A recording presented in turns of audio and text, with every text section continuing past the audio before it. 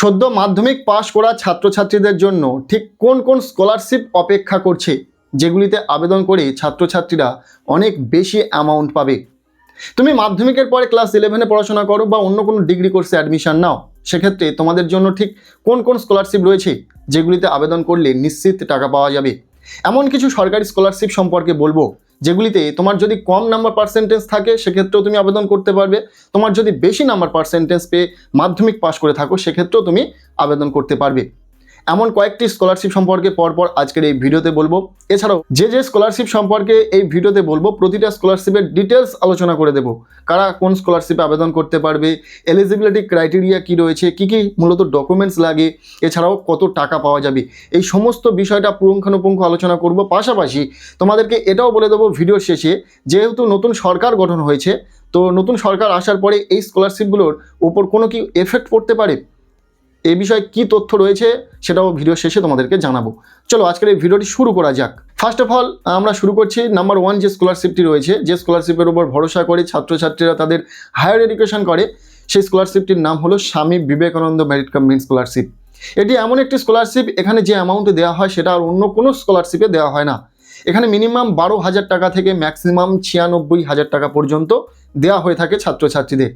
কেউ পাবে 12,000, কেউ পাবে 18,000, কেউ পাবে 24, কেউ পাবে 30, এইভাবে অ্যামাউন্ট ভ্যারি করে ছাত্রছাত্রীদের কোর্সের ওপর।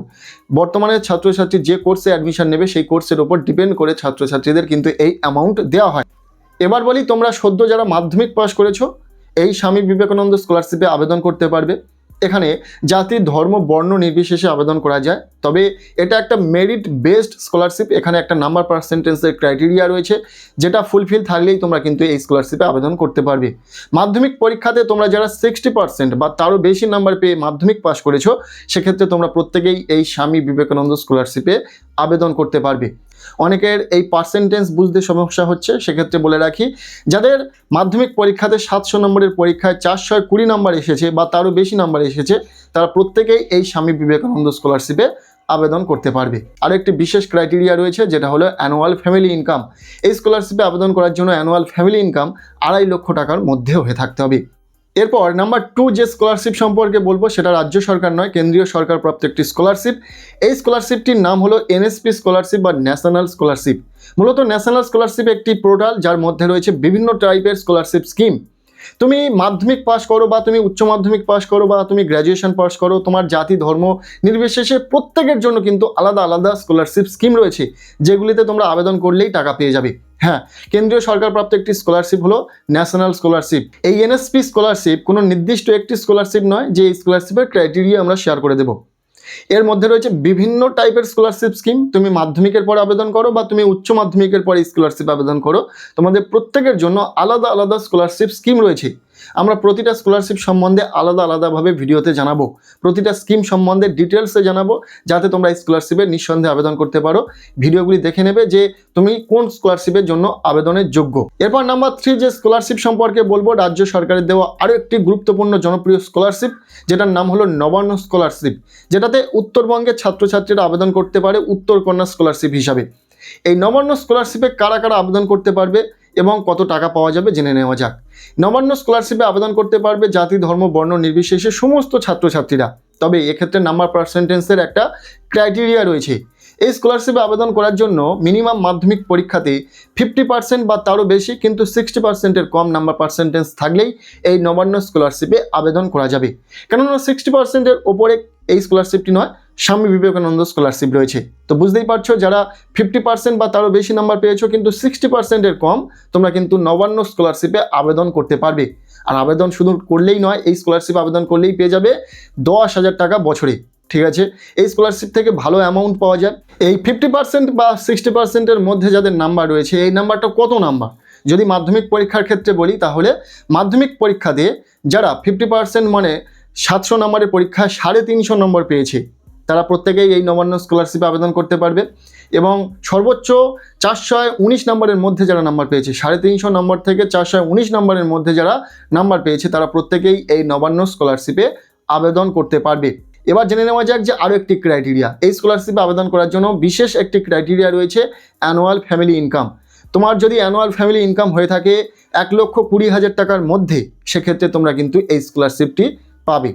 ঠিক আছে, এই স্কলারশিপের ডেফিনেশন জেনে নিলে, এই স্কলারশিপে কারা কারা আবেদন করতে পারবে, কত টাকা পাওয়া যাবে জেনে নিলে। এরপর নাম্বার 4, রাজ্য সরকারের দেওয়া আরও একটি জনপ্রিয় স্কলারশিপ হলো ওএসসি স্কলারশিপ, যেটাকে স্কুল কলেজের স্টাইপেন্ড হিসেবে জানা যায়। এই স্কলারশিপ আবেদন করার জন্য সেইভাবে কোনো নাম্বার পার্সেন্টেজের প্রয়োজন নেই, শুধু 5 নম্বর থাকলেই হবে, বেশি নাম্বার পার্সেন্টেজের প্রয়োজন নেই। যারা বেশি নাম্বার পাবে তারাও আবেদন করতে পারবে, যারা শুধুমাত্র 5 নাম্বার পেয়ে মাধ্যমিক পাস করেছে তারা কিন্তু এই স্কলারশিপে আবেদন করতে পারবে। আবেদন করলেই টাকা পাওয়া যাবে। এই স্কলারশিপে এমনটা নয় যে আবেদন করে তোমাকে অপেক্ষা করতে হবে, টাকা পাবে না, এমনটা নয়, তোমরা প্রত্যেকেই টাকা পাবে, তবে টাকার পরিমাণটা একটু কম। এই স্কলারশিপে মাধ্যমিকের পরে আবেদন যারা করবে তারা প্রত্যেকেই পাবে 4,000 টাকা থেকে 5,000 টাকার মধ্যে। তবে এই ওএসসি স্কলারশিপে তোমরা প্রত্যেকে আবেদন করতে পারবে না, শুধুমাত্র এসসি, এসটি ও ওবিসি ক্যাটাগরি স্টুডেন্টরাই আবেদন করতে পারবে, কথাটা মাথায় রেখো। এরপর নাম্বার 5 যে স্কলারশিপটি সম্পর্কে বলবো, স্কলারশিপের নাম হলো ঐক্যশ্রী স্কলারশিপ। তবে এই ঐক্যশ্রী একটি পোর্টাল যার মধ্যে রয়েছে বিভিন্ন টাইপের স্কলারশিপ স্কিম। সমস্ত সংখ্যালঘু ছাত্রছাত্রীরা কিন্তু এই ঐক্যশ্রী পোর্টালে আবেদন করতে হবে। সংখ্যালঘু বলতে যারা মুসলিম, শিখ, বুদ্ধিস্ট, জৈন, খ্রিস্টান এই সমস্ত সম্প্রদায়ের প্রতিটা ছাত্রছাত্রী এই ঐক্যশ্রী পোর্টালের মধ্যে থেকে তাদের স্কলারশিপে আবেদন করতে হবে। স্বামী বিবেকানন্দ স্কলারশিপ কিন্তু তাদের জন্য এই ঐক্যশ্রী পোর্টাল থেকেই আবেদন করতে হবে। এই পোর্টালের মধ্যে বিভিন্ন টাইপের স্কলারশিপ স্কিম রয়েছে, যেমন হলো pre matric, post matric, SVMCM অর্থাৎ Swami Vivekananda, merit cum means, এছাড়াও রয়েছে TSP। এই প্রতিটা স্কিম সম্পর্কে আমরা পরবর্তী কোনো ভিডিওতে জানিয়ে দেব। এই ঐক্যশ্রী পোর্টালে থাকা স্কিমগুলিতে কারা আবেদন করতে পারবে, কত টাকা পাওয়া যাবে, এখানে এলিজিবিলিটি কী রয়েছে, প্রতিটা বিষয়ে কিন্তু আমরা পুঙ্খানুপুঙ্খ পরবর্তী কোনো একটি ভিডিওতে জানিয়ে দেব।